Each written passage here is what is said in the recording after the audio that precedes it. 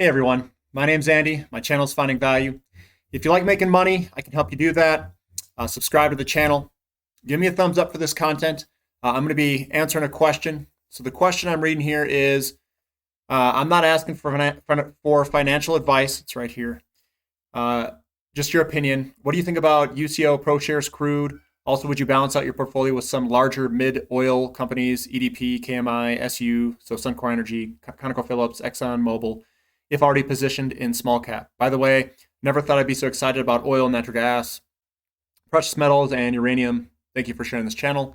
So I'm going to just kind of tell you what my strategy is. So my portfolio is probably a little bit different than a lot of other people. I have a large portion in precious metals, physical precious metals. My goal is to get to about 33%. It's difficult to do that because my other portfolios are growing quite rapidly. I've got real estate in about a third, and then my other third is investments in equities. And in equities, that's broken up. I've got a 401k, and then I've got another portion where I really only have maybe 25%, 25% in these higher risk, I'll call it small cap companies. In my higher risk small cap companies, I really have to swing for the fences. At least that's where I swing for the fences.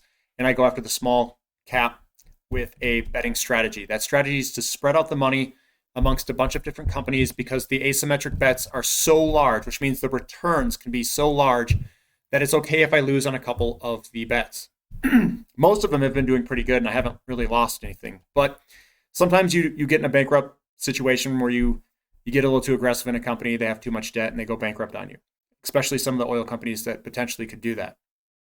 But if you do your homework, most of the time you can avoid them.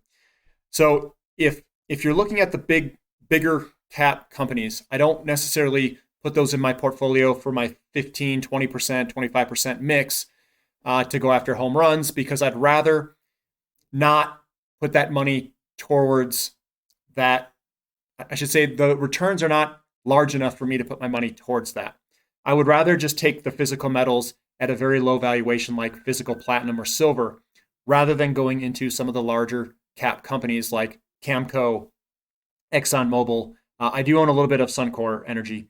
But I some of the ones that I don't think can give me that return that I really want, I'll spread it out amongst the small caps and mid caps and not go into the large caps as much. But my portfolio may not be like yours. So if you and anyone else, this isn't advice. This is what I do and what I think is good for me. If you feel more comfortable holding some of these larger caps that aren't as volatile, then I would definitely do it. So that's up to you and your portfolio. I prefer to take, if I have to choose between ConocoPhillips and a physical precious metal, and the physical precious metal historically has returned more than a large cap company, I'm going to take the physical metal bet because it has less risk. And there's ways that you can increase your wealth through physical precious metals, doing ratio investing. And you use ratios to time your buy and exit. So you buy based off of ratios and you sell based off ratios.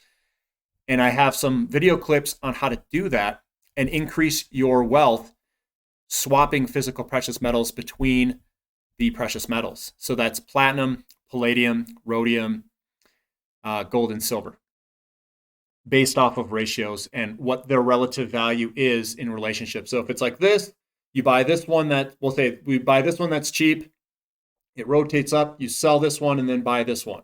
And then you just go back and forth as they rotate against expensive and cheap against each other. I did some scenarios where you can range, depending on how good you are, how aggressive you can get, what metals you use, it ranges between like a 13% per year return all the way up to a 38% per year return, depending on what metals you use. I've done pretty well doing ratio analysis and precious metals investing, the physical stuff and swapping physical stuff. There's benefits of doing that, and I won't get too deep into it. But it turned out very well. I bought palladium in the mid 2000s and I swapped it to platinum recently.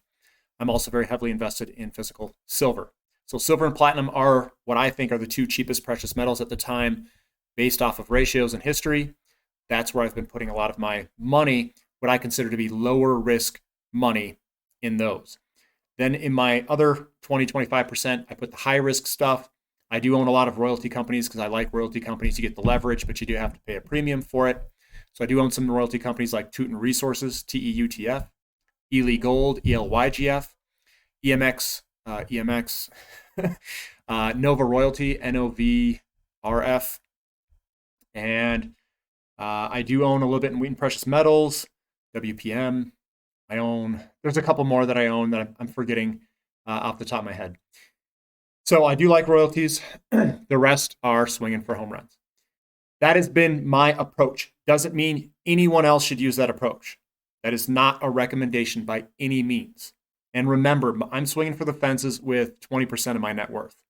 That's not that much. Now, if you guys are putting a very large portion of your net worth into it, you're going to have to think this through and do whatever's best for you.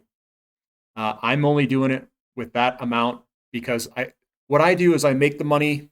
That 20% is where I really swing for the fences. I make that money and I rotate it into other things like royalty companies, or I rotate it into physical precious metals, and I keep rotating money out into the physical precious metals.